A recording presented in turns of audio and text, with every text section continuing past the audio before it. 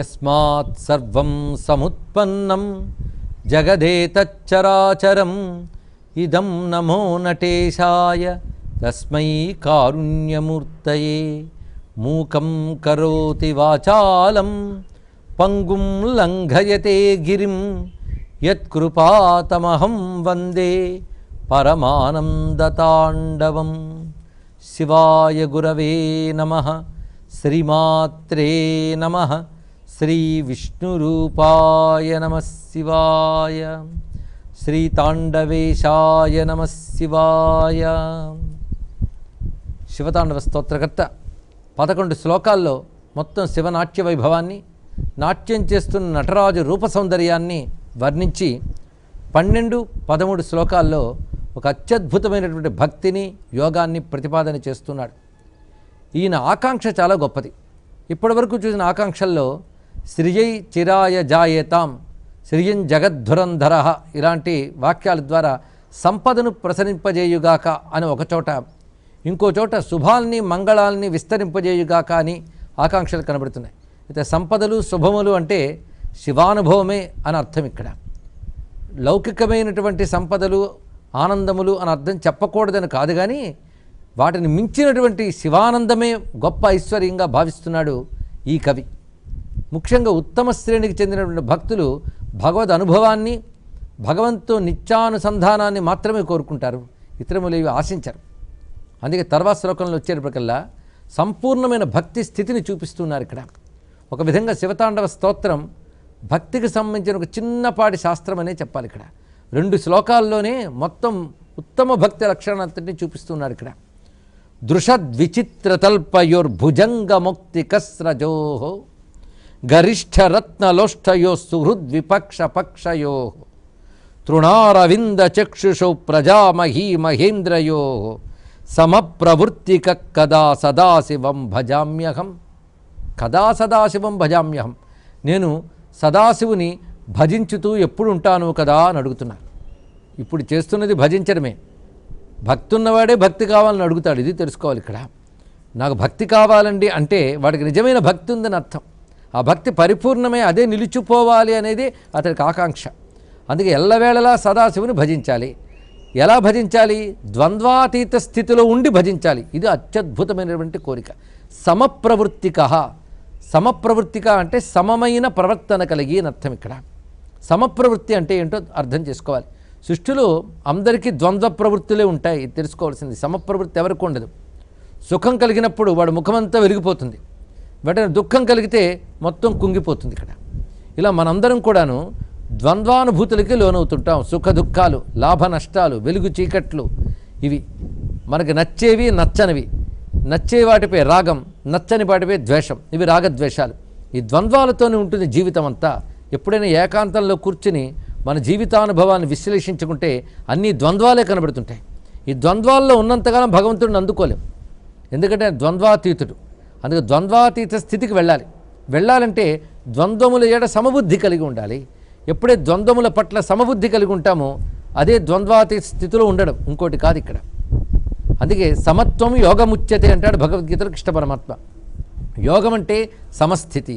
ఏమిటా సమస్థితి అంటే ఆ సమస్థితిలో ఉన్నవాడి స్థితప్రజ్ఞుడు కూడా వర్ణించారు. ఇక్కడ ఆ స్థితప్రజ్ఞుడు ఏ విధంగా ఉంటాడు అంటే ఆయనకి రాగము కానీ ద్వేషం కానీ ఏది కలిగినప్పటికి కూడా చలించడు అని వివరిస్తున్నారు. ఇక్కడ స్థితప్రజ్ఞుని లక్షణమే ఆ విధంగా ఉంటుంది. ఇక్కడ అందుకు దుఃఖేష్వనుద్విగ్నమన సుఖేషు విగత స్పృహ వీతరాగ భయక్రోధ స్థితధీర్ మునిరుచ్యతే అని పరమాత్మ 2వ అధ్యాయంలోనే భగవద్గీతలో చెప్తున్నాడు. ఇక్కడ దుఃఖములు కలిగినప్పుడు ఉద్వేగానికి లోను కాకుండా, సుఖాలు కలిగినప్పుడు ఒక్కసారి పొంగిపోకుండా సమస్థితిలో ఎవడైతే ఉంటాడో వాడు స్థితప్రజ్ఞుడు.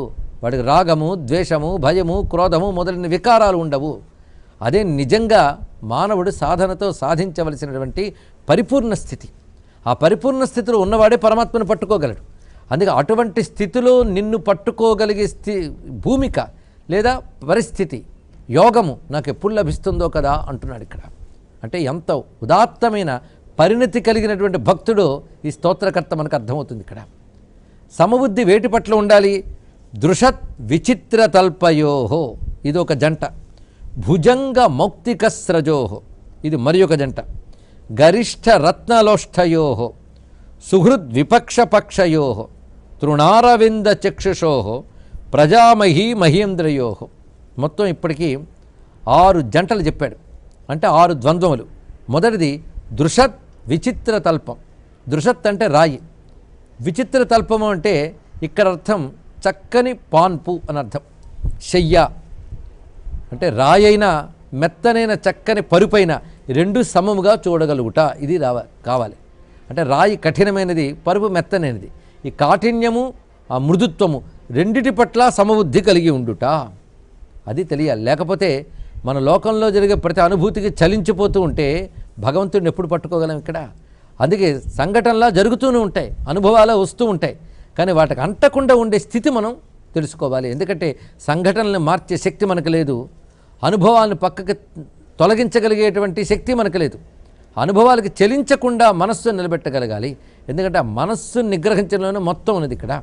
అందుకే మనస్సు ఆ ద్వంద్వ సమ ప్రవృత్తిలో ఉండగలిగితే ద్వంద్వాతీత స్థితి స్థిరపడుతుంది.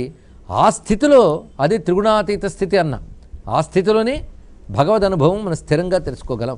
అంతేగాని ప్రాపంచిక అనుభవాలకు లోనవుతున్నంతకాలం పరమాత్మ అనుభవం మనకు లభించదు. అందుకే వాటికి చలించకుండా ఉండడం సాధన చేయాలి. సాధన చేస్తే తప్పకుండా ఒక సమస్థితి ఏర్పడుతుంది. ఆ సమస్థితిలో భగవంతుని ధ్యానిస్తూ ఉండే యోగం నాకు ఎప్పుడు లభిస్తుందో అంటున్నాడు. అంటే ఈ రచించిన కవి ఎటువంటి వాడో పరిశీలించాలి. అతను రాగద్వేషాలు కానీ స్వార్థాలు కానీ ఇవేవి లేనివాడు అని కూడా అర్థమవుతుంది ఇక్కడ. అందుకు మెత్తని పరుపులైనా కఠినమైన శిలలైన 2 సమానమే అనేటువంటి తలంపు. అలాగే భుజంగ మౌక్తికస్రజోహం. మౌక్తికస్రజోహ అంటే ముత్యాల మాలలు, పాములు ముత్యాల మాలలు రెండిటి పట్ల సమదృష్టి కలిగి ఉండుట. గరిష్ఠ రత్నలోష్ఠయోహో, ఒక గట్టిదైనటువంటి నాణ్యమైన రత్నములు, అదేవిధంగా మట్టి బెడ్డలు, ఈ రెండింటి సమానముగా చూడగలుగుట. సుహృద్ విపక్ష పక్షయో, మిత్రులు శత్రులు ఇద్దరి పట్ల సమదృష్టి కలిగి ఉండుట. తృణ అరవింద చక్షుషో, గడ్డిపరకల పట్ల సౌందర్యవతుల పట్ల కూడా సమదృష్టి కలిగి ఉండుట. ప్రజామహీ మహేంద్రయో, సామాన్యుల పట్ల చక్రవర్తుల పట్ల సమదృష్టి కలిగి ఉండుట. ఇటువంటి సమదృష్టి కలిగి సదాశివుని సదా భజించే యోగం నాకు ఎప్పుడొస్తుందో కదా అంటున్నాడు ఇక్కడ మహానుభావుడు, ఈ తాండవ స్తోత్రకర్త. ఇక్కడ మనం గమనించవలసిన అంశములు చాలా ఉన్నాయి. ఎందుకంటే సమబుద్ధి కలిగిన భక్తుడే ఉత్తమ భక్తుడు, అతడే నాకు ప్రియతముడు అని పరమాత్మ భగవద్గీతలో ప్రకటించాడు. సమశత్రువు చ మిత్రే చ తథా మానవమానయో శీతోష్ణ సుఖదుఖేషు సమసంగ వివర్జిత అని భగవద్గీతలో పరమాత్మ చెప్పినటువంటి వాక్యం. సమశత్రువు చ మిత్రే చ, అదే వాక్యం ఇక్కడ సుహృద్ విపక్ష పక్షయో అనేటువంటి పదంలో కనబడుతున్నది. శత్రుమిత్రుల యొక్క సమబుద్ధి కలిగి, తథా అవమానమానయో, మానవమానాల పట్ల కూడా సమబుద్ధి కలిగి, సుఖదుఖాల పట్ల సమదృష్టి కలిగి ఉండే స్థితి ఏదైతే ఉన్నదో ఆ స్థితిలో ఉన్న భక్తుడే నాకు ప్రీతిపాత్రుడు అని పరమాత్మ చెప్తున్నాడంటే, ఆ స్థితిలో ఉండే భక్తి కావాలయ్యా నేను అడుగుతున్నాడంటే ఉత్తమ శ్రేణికి చెందిన భక్తియే వరముగా కావాలని కోరుకుంటున్నాడు ఈ మహాభక్తుడు. ఇది తెలుసుకోవాల్సిన మరొక అంశం. ఇందులో ఉన్న మరొక ఔచిత్యం చూడాలి. ఆ ఔచిత్యం తెలియకపోతే 11 శ్లోకాల దారి వేరు, 12వ శ్లోకం దారి వేరు అనిపిస్తుంది. కానీ 11 శ్లోకాలకి 12వ శ్లోకంలో ఒక అద్భుతమైనటువంటి అనుబంధం ఉంది. అదేమిటంటే ఈ ద్వంద్వముల పట్ల సమబుద్ధి అనేది శివనాట్యంలో దర్శించాలి. ఇంతవరకు చేసిన పని అది. 11 శ్లోకాల్లో ప్రతి శ్లోకంలో కూడాను పరస్పర విరుద్ధములైన ద్వంద్వములే కనబడుతుంటాయి. మొట్టమొదటే పాలభాగం దగ్గర ఉన్న అగ్నిని చెప్పారు, జటాజూటంలో ఉన్న గంగని చెప్పారు. అంటే అగ్ని అంటే నిప్పు నీరు రెండు పరస్పర విరుద్ధములైన ద్వంద్వములు. అదేవిధంగా తెల్లని చంద్రుడు, నల్లని గచ్చర్మం, ఇది పరస్పర విరుద్ధమే. ఇంకోవైపు మన్మధుడిని తగలబెట్టేటంత వైరాగ్యం, అమ్మవారి వక్షస్థలంపై వన్నెలుద్దేటంత శృంగారం, ఈ రెండు పరస్పర విరుద్ధమే. ఇలా ప్రతి శ్లోకంలో కూడా ద్వంద్వములు కనబడుతుంటాయి. ఈ ద్వంద్వములన్నీ చేస్తూ ఈ ద్వంద్వములు వేటికి అంటకుండా ఉండేటువంటి సమస్థితే శివయోగం. అదే శివుని స్వరూపం. అందుకే శివుని నాట్యం ఒక కళ మాత్రమే కాదు, ఒక యోగం. సమముగా ప్రతిదాన్ని చూడగలిగేవాడే అన్నిటి తనయందు ధరించగలిగాడు ఆయన. సమదృష్టి ఉంది గనకనే. లేకపోతే బంగారాభరణాలు మాత్రమే ధరిస్తాను, అంతేగాని బూడిది పూసుకోను అన్నాడు ఆయన. అది వేసుకుంటాడు, ఇది వేసుకుంటాడు. ఎందుకంటే ఇది మాత్రమే కావాలి, అది కూడదు అన్నాడంటే వాడు యోగి కాడు. యోగికి హేయము ఉండదు, ఉపాధేయము ఉండదు. ఇది తెలుసుకోవాలి. అంటే విడవదగ్గది ఉండదు, స్వీకరించదగ్గది ఉండదు, రెండూ కూడా అనుకుండవు. అందుకే నాకు ఇది కావాలండు, ఇది అక్కర్లేదనడు. ఎందుకంటే అన్నీ మిచ్చలేనప్పుడు ఇందులో ఒకటి కావాలి ఇంకోటి అక్కర్లేదని స్థితి ఉంటుందా? అది యోగస్థితి. ఆ యోగస్థితిలో కేవలం బ్రహ్మానుభవం తప్ప మరి ఉండదు. ఆ బ్రహ్మానుభవం అదే భక్తి. ఆ యోగస్థితే సమత్వము. అందుకే సమప్రవృత్తిక కదా సదాశివం భజామ్యహం. దీన్ని బట్టి ఒక ఉత్కృష్ట స్థితికి చెందినటువంటి జ్ఞాని, పరాకాష్ఠ దశకు చెందినటువంటి భక్తుడు ఇద్దరూ ఒక్కరే. ఇద్దరు ద్వంద్వాతీతో విమత్సర అని భగవద్గీత చెప్పినట్లుగా గుణాతీత స ఉచ్యతే అనేటువంటి లక్షణానికి తగ్గట్టుగా స్థితప్రజ్ఞుడై, అంటే ప్రజ్ఞని స్థిరంగా పెట్టుకుని అతను పరమాత్మ ఎందే నిలబెడతాడా ప్రజ్ఞని. ఎందుకంటే ప్రజ్ఞ స్థిరంగా ఉండాలంటే ఎక్కడుంటుంది? పరమాత్మ ఎందు స్థిరంగా ఉండాలి. అప్పుడు ప్రపంచంలో ద్వంద్వాలకి చలించకుండా స్థిరంగా ఉండగలదు. అది ఇందులో ఉన్న వర్ణన. అందుకు భక్తి శాస్త్రం వర్ణిస్తున్నది, యోగశాస్త్రం చెప్తున్నది, జ్ఞానశాస్త్రం లక్ష్యంగా వివరిస్తున్నదేదో దాన్నే ఇక్కడ కోరుకుంటున్నాడు. ఇదే మోక్షస్థితి. ఇలాంటి స్థితి వచ్చిందనుకోండి, వేరే మోక్షం ఇంకెక్కడ అక్కర్లేదు. అందుకే ఎటువంటి భక్తి ఉండాలంటే సమబుద్ధి కలిగిన భక్తి ఉండాలి. అలాంటి భక్తుడే నాకు ప్రీతిపాత్రుడు అన్నాడు కృష్ణ పరమాత్మ. అంటే భగవంతుడికి ప్రీతిపాత్రుడైన భక్తిగా ఉండాలంటే సమప్రవృత్తిక కదా సదాశివం భజామ్యహం. అందుకు సదాశివుని భజించడమే భక్తి. భజించుట అంటే పట్టుకొనుట. మనం చక్కటి తెలుగులో చెప్పుకోవాలంటే ఇదే అర్థం. ఆశ్రయించుట, ప్రేమతో ఆశ్రయించుట, ఇలాంటి అర్థాలు ఎన్ని చెప్పుకున్నా పట్టుకొనుట, భగవంతుని పట్టుకోవాలి. అదే భజించి మాం అన్నారు ఇక్కడ. అలా భజించగలగాలి. అలా భజిస్తే అదే భక్త సంఘటనలకు చలించకుండా ఉండే సమప్రవృత్తి స్థితిలో, యోగారూఢ స్థితిలో, ద్వంద్వాతి స్థితిలో ఉంటూ పరమాత్మని మాత్రమే పట్టుకోగలిగేటువంటి ప్రవృత్తి ఏదైతే ఉన్నదో అది ఉత్తమమైనటువంటి భక్తి అని ప్రతిపాదన చేస్తూ అలాంటి భక్తిని ఇయ్యవయ్యా అని ప్రార్థిస్తున్నారు.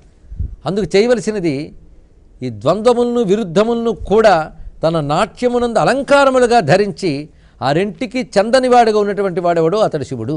అందుకే శివరూపాన్ని ధ్యానిస్తే ఈ స్థితి అంతా కనబడుతుంది. ఇది యోగ స్థితి. అందుకే శివుడు యోగమునకు ఒక సాకారం. ఇది తెలుసుకోవాలి. మొత్తం యోగశాస్త్రం ఏం చెప్తుందో, జ్ఞానం ఏం చెప్తుందో అదంతా ఒక రూపం ధరిస్తే అదే శివస్వరూపము. మొత్తం యోగతత్వం అంతా శివరూపంలో కనబడుతుంది గమనించితే. ఆ యోగమే సమత్వం యోగముచ్యతే అనేటువంటి తత్వం. అందుకే అలాంటి శివుని ధ్యానించేవాడు కూడా ఆ సమస్థితికి వెళ్ళాలి, ఆ స్వామిని పట్టుకోగలగాలి. ఆ సమస్థితి మనకు లేనప్పుడు ఆ సమస్వరూపుడైన యోగమూర్తి అయిన శివుని ధ్యానిస్తే ఆయన అనుగ్రహం వల్ల అది చేకూరుతుంది. అందుకే స్వామి నీ దయ వల్ల నాకు ద్వంద్వములకు చలించినటువంటి సమప్రవృత్తి ద్వంద్వాతీత స్థితి ప్రసాదించవయ్యా. ఆ స్థితిలో నిన్ను భజించే అనుగ్రహాన్ని ఇవ్వు. ఎందుకంటే ఆ స్థితిలో భజించడమే చాలా గొప్పది. అంతేగాని లోక సంఘటనలతో కలిసి భగవంతుని పట్టుకున్నామనుకోండి, అప్పుడు లోకం కొంత భగవంతుడు కొంత అవుతుంది. ఇంకా చెప్పాలంటే లోకమే ఎంతో భగవంతుడు ఇంతే అవుతుంది. అలా కాకుండా లోకాలకు చలించకుండా ఉంటే అంతా భగవంతుడే అవుతుంది ఇక్కడ.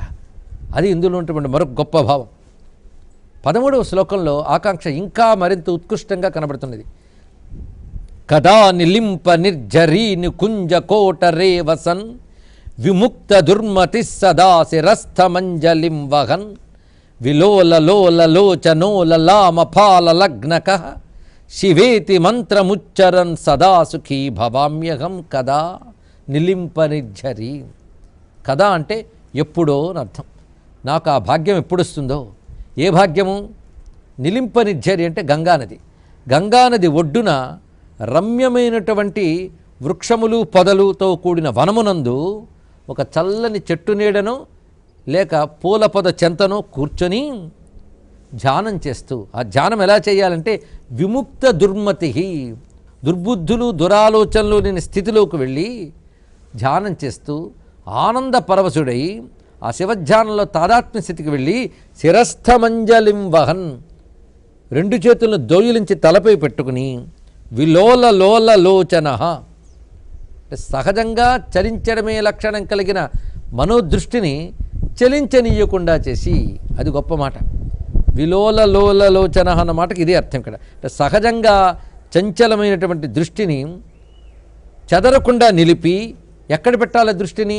లలామ ఫాలలగ్నక అని, అంటే ఫాలభాగమునందు దాన్ని నిలిపి అన్నారు.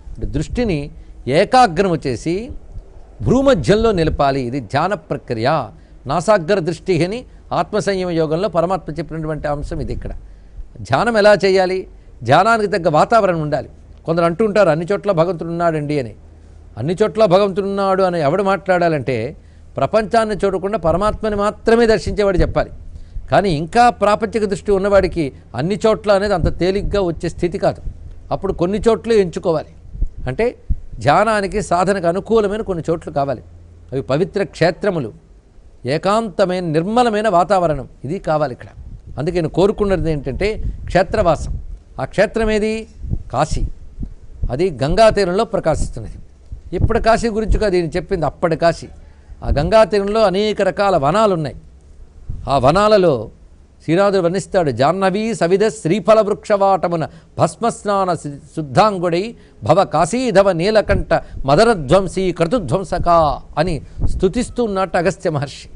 అంటే గంగానదీ తీరంలో అత్యద్భుతమైన వనములు, అందులో బిల్వ వనములు, దీనికి తోడు పూల పొదలు, రమ్యమైన దేవతా వృక్షాలు, అలాంటి ఒక వనం. ఆ వనంలో కూర్చొని ఒక్కసారి శ్లోకాన్ని భావిస్తూ ఉంటే మన మనస్సు అప్పుడే గంగా తీరంలో నిర్మలమైన వనంలో చక్కని పచ్చని చల్లని పొదల దగ్గర కూర్చున్నట్టుగానే భావించుకోవచ్చు. అప్పుడు దుర్మతి లేకుండా ధ్యానం చేయడానికి ఏం చేయాలో చెప్తున్నాడు. ముందు సరైన వాతావరణం, అది పవిత్రమైన క్షేత్రాదులు, తీర్థాదులు. అటు తర్వాత దుర్మతి లేకుండా ఉండాలి. అంటే దురాలోచనలు లేకుండా ఉండాలి. ఒకప్పుడు ధ్యానానికి కూర్చున్నప్పుడు ఎక్కడ లేని దురాలోచనలు అప్పుడే వస్తూ ఉంటాయి. అందుకు దుర్మతి లేకుండా ఉండాలి. రావణాసురుడు అంటున్నాడు అంటే అంత భక్తికి నమస్కారం చేయవలసింది అతడైనా సరే. అందుకు దుర్మతి లేకుండా ఉండే స్థితిలో శిరస్థమంజలిం వహన్, రెండు చేతులు తలపై పెట్టుకుని ఏకాగ్రతతో దృష్టిని పాలమునందు నిలిపి, అనగా భ్రూమధ్యంలో నిలిపి ఆనందంగా అక్కడ శివజ్యోతిని ధ్యానిస్తూ, ఇదే నిజానికి అవిముక్తోపాసన అని మనకి ఉపనిషత్తులు చెప్తున్న అంశం. మన శరీరంలో అవిముక్త క్షేత్రము అనగా కాశీక్షేత్రము భ్రూమధ్య స్థానంలో ఉన్నది అని శాస్త్రములు చెప్తున్నాయి. అందుకు కాశ్యాంతు మరణాన్ముక్తి అంటే ఎవడి యొక్క దృష్టి భ్రూమధ్యమునందు అనగా ఆజ్ఞాచక్రమనందు జ్యోతిపై నిలిపి ఉంచుతాడో ఆ స్థితిలో మరణిస్తే వాడికి మళ్ళీ జన్మ ఉండదు అని యోగపరంగా కాశీ మరణం గురించి చెప్పే నిర్వచనం. అందుకే భ్రూఘ్రాణంబుల సంధి కాశీక్షేత్రంబు అని శాస్త్రం చెప్తున్న అంశం ఇక్కడ. వారణాసి అంటే వరణ అసి అనే రెండు నదుల మధ్య ఉన్న గంగతో కలిసిన చోటది. అలాగే గంగ సుషుమ్న, వరణ అసి ఇడా పింగళ, ఈ మూడు కలిసిన చోటు భ్రూమధ్య స్థలం, అదే వారణాసి. అక్కడ పరమేశ్వరుడు జ్యోతిస్వరూపుడి ఉంటాడు. కాసురు దీప్తమైన ధాతి ప్రకారంగా కాశీ అంటే జ్యోతిస్వరూపుని అర్థం. అలాంటి ఆ జ్యోతిర్మయమైన భూమిక వేదాంతపరంగా జ్ఞానమే జ్యోతి. అందుకే వేదాంతపరంగా జ్ఞానమే కాశీక్షేత్రం, యోగపరంగా భ్రూమధ్య స్థలమే కాశీక్షేత్రము. ఇక భూమి పరంగా చూస్తే భూమి యందు గంగా తీరమునందున వారణాసి కాశీక్షేత్రం, ఈ మూడు ఉత్తములైనవే. అలాంటి ఆ కాశీ స్థితి నందు ఉంటూ ఆ పరంజ్యోతి స్వరూపుడే శివుని ధ్యానిస్తూ ఉంటే అనుభూతితో మైమరచిపోయి శివానొక్కసారి ఎలుగెత్తి శివేతి మంత్రముచ్చరన్, శివ అనే మంత్రాన్ని ఉచ్చరన్ ఎలుగెత్తి పలుకుతూ సుఖంగా ఎప్పుడుంటానో కదా అన్నాడు. నిజమైన సుఖమనగా ఏది? పరమాత్మని ధ్యానంలో దర్శిస్తూ ఆనంద పరవశుడై ఆయన నామాన్ని పలుకుతూ ఉంటే అదే సుఖం. అంతకు మించిన సుఖం మరొకటి లేదు. అలా సుఖపడే యోగం నాకు ఎప్పుడొస్తుందో కదా అని అడుగుతున్నాడు. అంటే భక్తుడి అసలు ఆకాంక్ష అది. అందుకు ధ్యానంలో తాదాత్మ్యం చెంది భగవన్నామ స్మరణతో పరవశించిపోయేటువంటి స్థితే ఆనంద స్థితి, అదే మోక్షస్థితి. అది కావాలి అనేటువంటి కోరికని ఇక్కడ చూపిస్తున్నాడు. కదా అనేటువంటి భావం అనేక మంది కవులు అనేక చోట్ల చూపిస్తారు. శంకర భగవత్పాలు వారు కూడా కదా వా కైలాసే కనకమణి సౌధే సహగణైర్వసన్ శంభోరగ్రే స్ఫుటఘటిత మూర్ధాంజలి పుట విభో సాంబా స్వామిన్ పరమశివ పాహీతి నిగదన్ విధాతృణాం కల్పాన్ క్షణమివ నివేశ్యామి సుఖత. భగవత్పాదుల వారు ఏకంగా కైలాసం దాకా వెళ్ళిపోయారు. కదావా కైలాసే, ఆ కైలాసంలో అత్యద్భుతమైనటువంటి బంగారు సౌధం. ఎందుకంటే రాజరాజేశ్వరుడు జగదీశ్వరుడైన పరమేశ్వరుని భవనం ఎలా ఉంటుంది అలా అక్కడ కనకమణి సౌధే.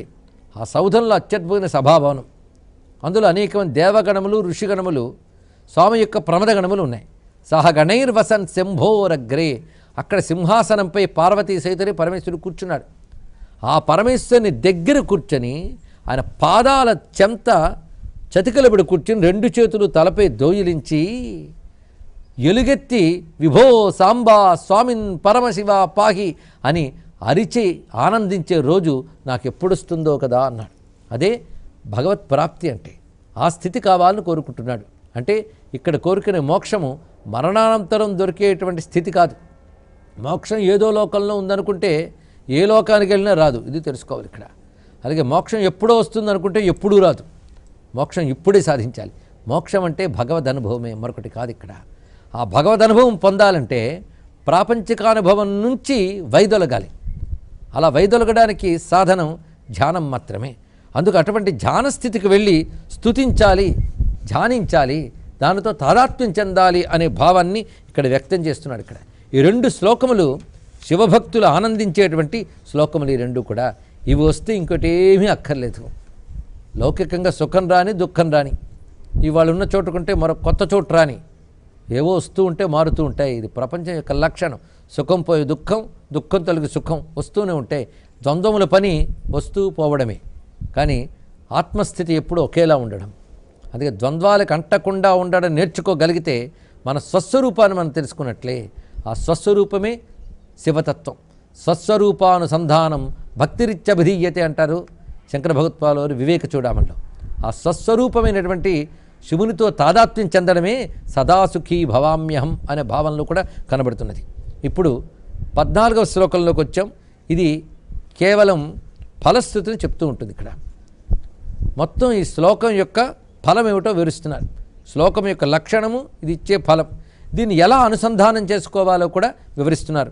ఇమం హి నిత్యమేవ ముక్తముత్తమోత్తమం స్తవం పఠన్ స్మరన్ బ్రువన్నరో విశుద్ధిమేతి సంతతం హరే గురౌ సుభక్తిమాసు యాతి నాన్యథా గతిం విమోహనం హి దేహినాం సుశంకరస్య చింతనం. ఇది ఉత్తమోత్తమమైన స్తవం, అంటే గొప్ప వాటిలోకెల్లా గొప్పదైన స్తవం ఇది. ఇది ఎప్పుడు చదవాలి? నిత్యం, ఎల్లప్పుడూ చదువుకోవాలి. వీటిని ఎలా అనుసంధానం చేయాలంటే పఠన్, స్మరన్, బ్రువన్ 3 చెప్పారు ఇక్కడ. పఠించుట, స్మరించుట, పలుకుట, ఈ 3ంటితో ఈ శ్లోకాన్ని అనుసంధానం చేస్తే వచ్చే ఫలితం ఏమిటయ్యా అంటే విశుద్ధిం ఏతి సంతతం, ఎల్లప్పుడూ చిత్తము శుద్ధముగా ఉండే స్థితి వస్తుంది. అంటే చిత్తశుద్ధి లభిస్తుంది. ఆ చిత్తశుద్ధి లభించాక హరునియందు గురునియందు వెంటనే భక్తి లభిస్తుంది. ఇంకేం కావాలి? ముందు చిత్తశుద్ధి, తర్వాత గురువుపై భగవంతునిపై భక్తి. అయితే హరే గురవ్ అంటే భగవంతుని యందు గురువునందు భక్తి లభించాలి. ఇది లభించడానికి గొప్ప యోగం ఉండాలి. ఎందుకంటే ఆ భక్తి అన్నీ సాధించగలదు. గురుభక్తి దైవభక్తి రెండే. యస్య దేవే పరాభక్తి యథాదేవే తథా గురవ్ అంటుంది కఠోపనిషత్తు. అక్కడైతే దేవే గురవ్ అని ఏ క్రమంలో చెప్పారో అదే క్రమంలో హరే గురవ్ అని చూపించారు. ఈ నటరాజ స్తోత్రం వల్ల పాపాలు పోయి శివుని యందు గురువు యందు భక్తి వెంటనే లభిస్తుంది. ఎందువల్ల అంటే ఆ 2 తప్ప మరో గొప్ప గతి లేదయ్యా అన్నాడు. అందుకే యాతి నా అన్యథా గతి, మరో గతి లేదు. దానివల్లనే మనకి చిత్తశుద్ధి, అదేవిధంగా కైవల్యము ప్రాప్తిస్తున్నది. విమోహనం హి దేహినాం సుశంకరస్య చింతనం, శంకర చింతనము కలిగి మోహం తొలగుతుంది. అంటే నటరాజ స్తోత్రం అనగా తాండవ స్తోత్ర పఠనం వల్ల కలిగేటువంటి ఫలితములు ఏంటంటే చిత్తశుద్ధి, శివుని యందు గురువునందు భక్తి, అదేవిధంగా మోహనాశనము, శంకర చింతనము. ఇది అంతేకాదు, శంకర చింతనమే మోహనాశనము అని ఆఖరి వాక్యానికి వల్ల అర్థం చెప్పవచ్చు.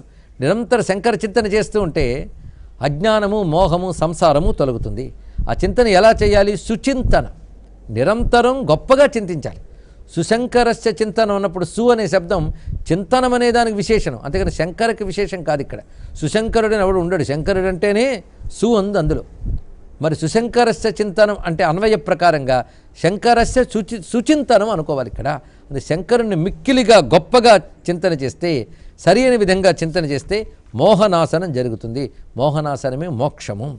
పూజావసాన సమయే దశవక్త్ర గీతం యశంభు పూజన పరం పఠతి ప్రదోషే తస్య స్థిరాం రథగజేంద్ర తురంగయుక్తాం లక్ష్మీం సదైవ సుముఖీం ప్రదదాతి శంభు. పూజంతా పూర్తయిన తర్వాత ప్రదోషకాలంలో ఈ స్తోత్రాన్ని కానీ పఠిస్తే వాడికి ఐశ్వర్యములన్నీ లభిస్తున్నాయి.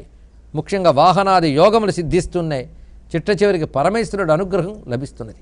అసలు లభించే ఐశ్వర్యములన్నీ ఆయన అనుగ్రహం వల్లనే వస్తాయి. చిట్ట చివరికి ఆయనే లభిస్తున్నాడు, ఆయన పదము లభిస్తున్నది. ఇది శివతాండవ స్తోత్రం యొక్క సంపూర్ణమైనటువంటి స్వరూపము, దానిలో ఉన్న సౌందర్యము, దాని ప్రయోజనం. ఈ శివతాండవ స్తోత్రకర్త అయిన భక్తుడు హృదయానికి నమస్కారం చేస్తూ అతడి చేత కీర్తింపబడిన తాండవమూర్తికి ప్రణమిల్లుతూ స్వస్తి నమఃశివాయ.